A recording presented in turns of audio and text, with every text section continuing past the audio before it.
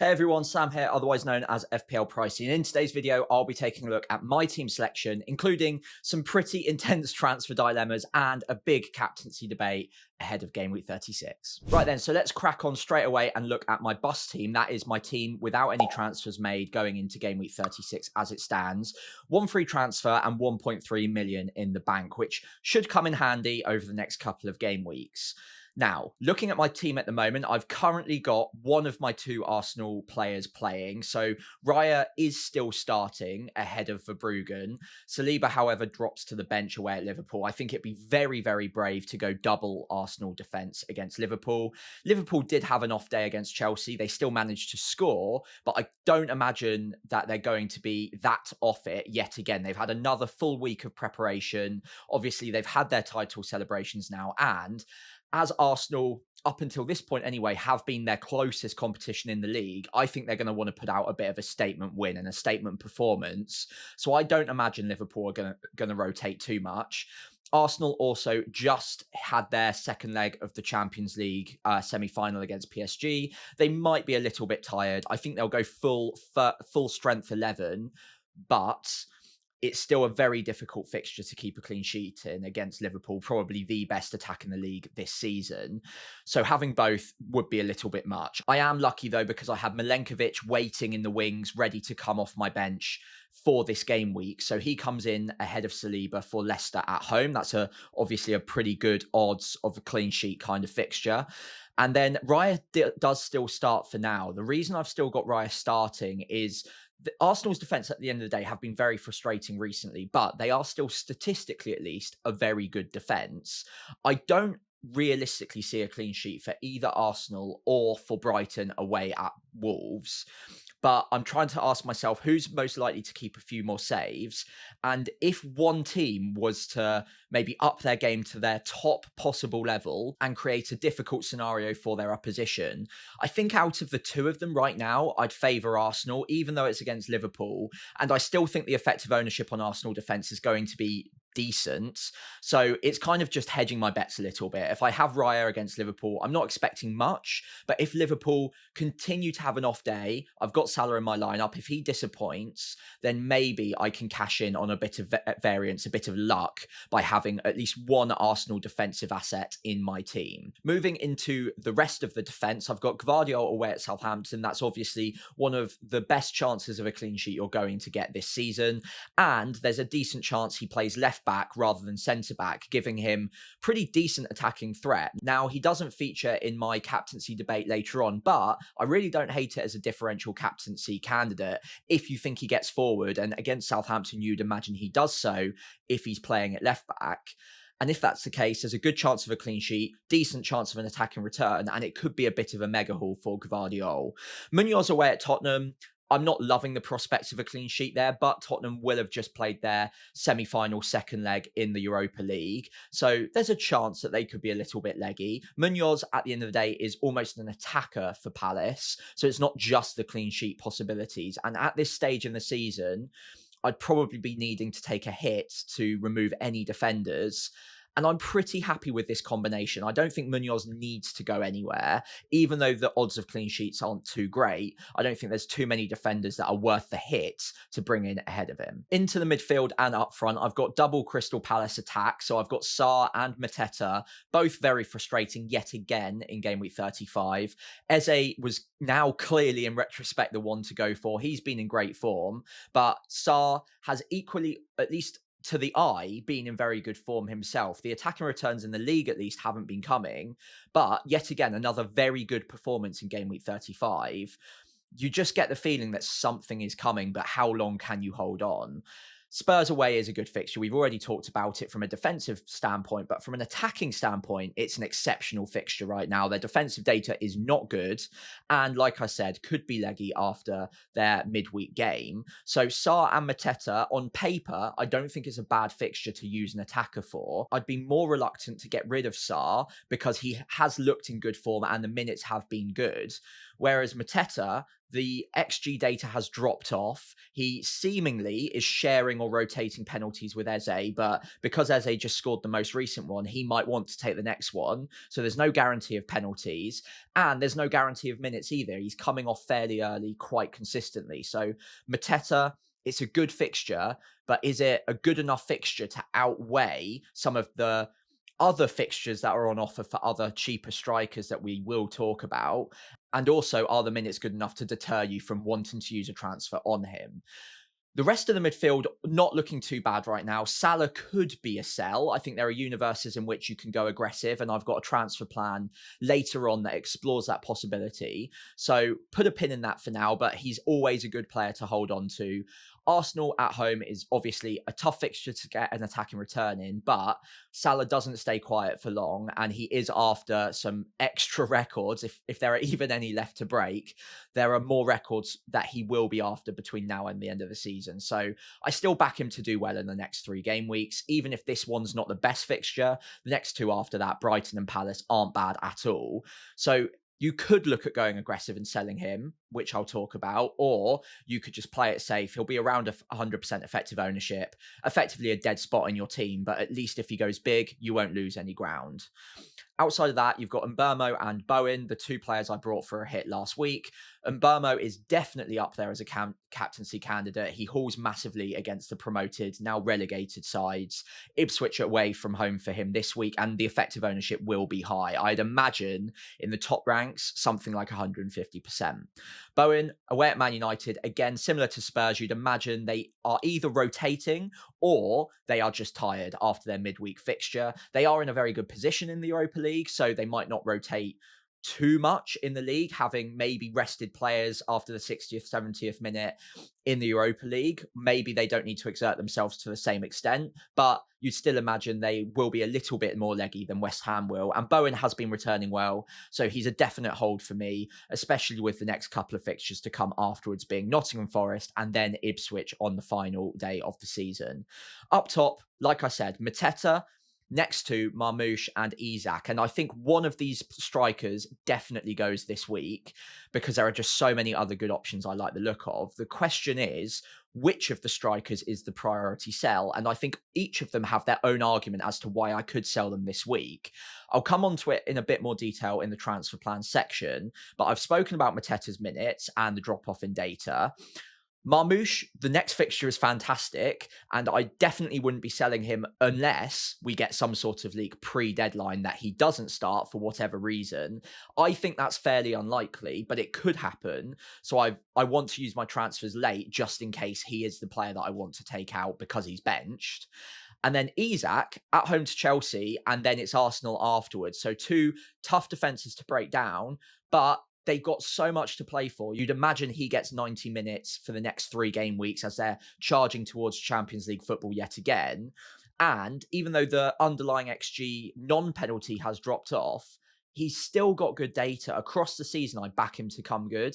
So unless it was a monetary thing, unless it was a budget thing, I don't think I desperately want to sell him. And there are transfer combinations I do like the look of to either go aggressive this week or next, or to save a bit of money, and it would have to be Isak that I get rid of in order to upgrade elsewhere. So we'll move on to transfer plans in a moment, but first up, you'll notice that I haven't got my captaincy or vice captaincy allocated in this bus team. So I want to go into captaincy first up. Right then, so a detailed, comprehensive captaincy matrix this week. Usually we go with 4 or 5 key options.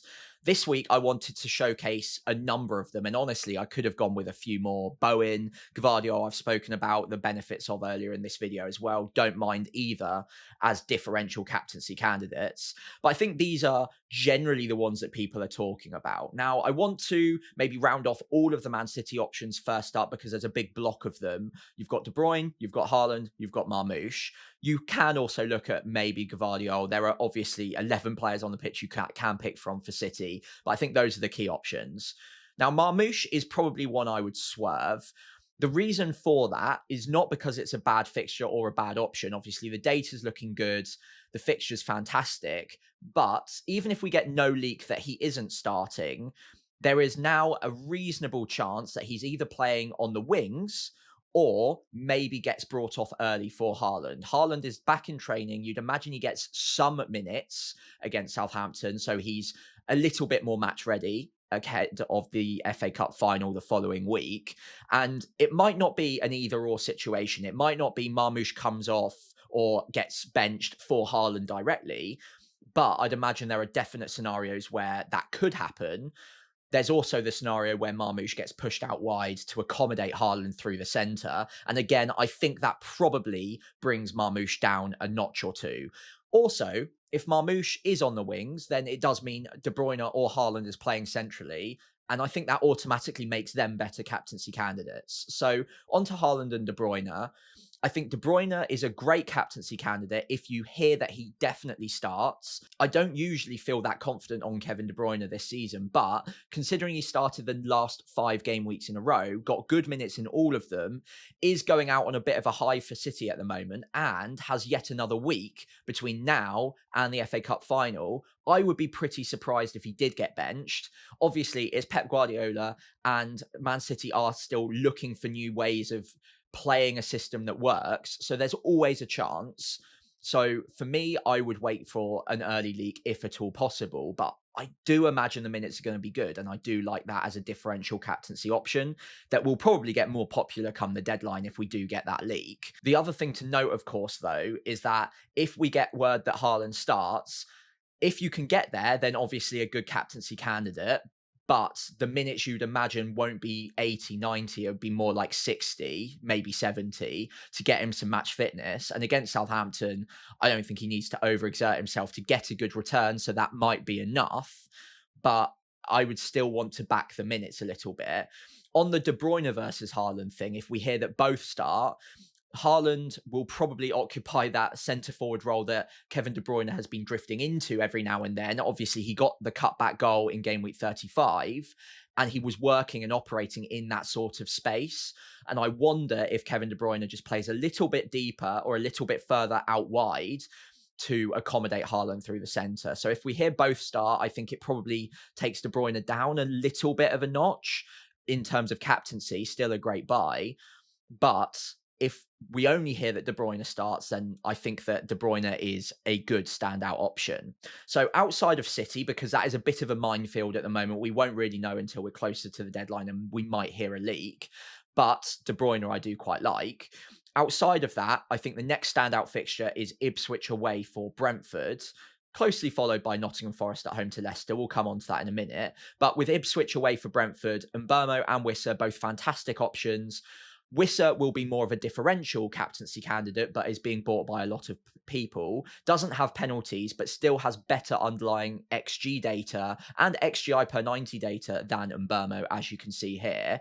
So both fantastic options. I think if you're chasing Wissa, makes a lot of sense, but all things being equal, I do still prefer Mbeumo. The reason I prefer Mbeumo is because he's a locked-in 90-minute man. Wissa has been too, by the way, but there are strikers coming back for Brentford who could take a couple of minutes off of him, potentially. I think it's unlikely. But Mbeumo also has the benefit of penalties and is playing down the wing that Ipswich really struggle to block out chances from. So Ipswich down that left-hand side, their left-hand side, Brentford's right, have really struggled all season long, and the right winger has tended to feast. And Mbeumo, being a bit of a flat track bully, he's only blanked once against promoted sides this season and has massively hauled in all of the other 4 games. This is the final one against a promoted team, and I do want to cash in on that. Ipswich away from home, the matchup works really well in terms of the system Ipswich play and their frailties down the left-hand side. I really like Mbeumo, and that is probably where the captaincy armband will go for me. A few other options, you can look at Isak, you can look at Cunha as well, 2 good strikers on penalties, decent underlying data. Obviously, Chelsea's not a great fixture, so it's backing the data with Isak. With Brighton at home for Cunha, it's more backing the player and the fact he gets sensational bonus points even off of 1 attacking return. And then finally, the other fixture to have a look at and the other player to have a look at is probably Chris Wood with Nottingham Forest at home to Leicester. Now, this is a fixture play majorly because the data's really not there at the moment. 0.44 XGI per 90. The shot volume has really dropped off.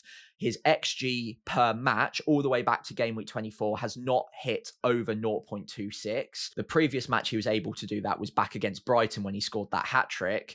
And since then, it's been a bit of a barren spell where he's only scored 2 goals, I think in 10, maybe 11 league games now. So it is a fixtures play. Leicester are a terrible defence, and it's at home for Forest, which is a big carrot. A lot of people aren't there yet, so if you're buying him in, he will be on the radar as a captaincy candidate. For me, I think I still just about back Mbeumo ahead of him. I back the Ipswich matchup. Leicester is still a great matchup, and you can look at him as a differential option. He's definitely not far behind. But personally, for me, I think if I was to pick a top 3, it would probably right now, at time of recording, go Mbeumo away at Ipswich. Then, if we hear he definitely starts, De Bruyne away at Southampton, followed by maybe Chris Wood in 3rd place against Leicester at home. Right then, so a quick summary of my transfer plans going into game week 36. I did make a full video on this yesterday, so do go check that out if you get the chance for a more elaborate discussion on a few different routes that I could take. But to summarize where I'm currently thinking I'll go, and it's obviously still subject to any early team leaks we get on Man City, potentially. But first up, I think I am likely to get rid of Mateta for Wissa. That Mateta spot could be Marmoush if we hear Marmoush doesn't start. It could be Isak if I see a route later on that I like that maybe saves me a little bit of money and it means that I can afford a player in the future.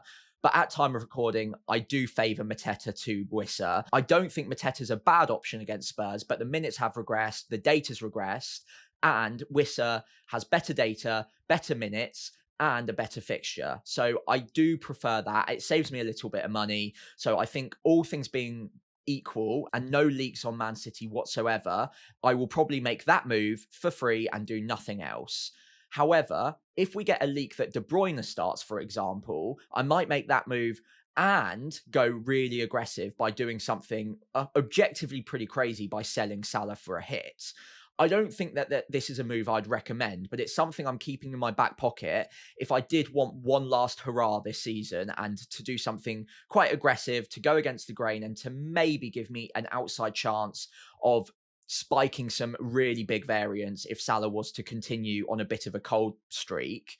I don't think it's a wise move, but allow me to elaborate on what this pathway would look like for me. It would look like Kevin De Bruyne this game week for a -4. I'd be taking a -4 each week now between now and the end of the season. So this would be this week. Next week, it would be something like Isak to Watkins and De Bruyne to Palmer. And then I've got 2 great captaincy candidates, Palmer at home to Man United, Watkins at home to Spurs. And then again, the following game week, that Palmer position gets moved across to Saka, and then I captain him against Southampton. And then I probably look at taking a -4 on a Bournemouth striker, or possibly Cliver or Semenyo in midfield. So that's the ultra aggressive plan. If we get word that De Bruyne definitely starts, I would like him for this game week. It is a bit of a hit and hope, literally a hit and hope. And Salah, of course, is a good option. I think the logical side of me says that this is probably one to avoid, but my rank's really going nowhere at this point. I might as well take a couple of gambles. This might be one I could get on board with, and it gives me a great captaincy candidate and a differential one each week between now and the end of the season. And the X-Fun component is definitely there on that move as well. I think, like I said, no leaks.